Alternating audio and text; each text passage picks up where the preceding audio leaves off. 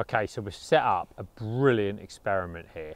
Okay, we've sticked both of these rods up, exactly the same rod, okay, with a 2-ounce tip in at 51 meters. Okay, so they're exactly the same.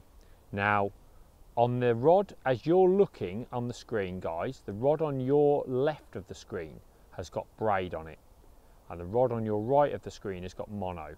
Now, there is on the braid rod still 7 meters of mono shock leader, and this is to show you how much difference there is when the tip is moved. Okay, now you're going to get movement on both tips because we've got everything set nice and tight.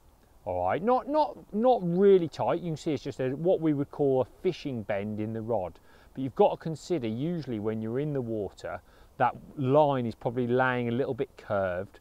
Well, we're not like that. We're completely flat along the bank. But this should perfectly, I'm really excited to see this. It should show perfectly the difference between the two. So Rob's up the other end waiting. First of all, we're going to do 2 inches, a nice 2 inches of movement. So here we go, Rob, 2 inches. There we go, 2 inches. Wow, look at that. Look at that difference in the braid. Look how much more that shows on the braid rod than the mono. That's crazy. Okay, Rob, now we're going to do 4 inches. So like, it's only 10 centimeters. Wow, look at the braid. That's mental. How much more that bite would be exaggerated. You definitely know that fish is on. That's only 4 inches of movement. That is insane. Okay, let's go for 6 inches of movement, Rob. So 6 inches of movement. 6 inches, just like a skimmer would pick it up. Wow. Look at the braid rod. It's literally bending round like, oh, proper on, and the little movement on the mono. Bearing in mind that both of these are quite tight.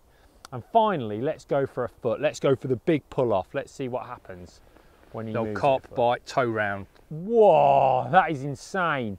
That is literally pulled the rod along the rest. Look at the difference there, and that's just a foot of movement.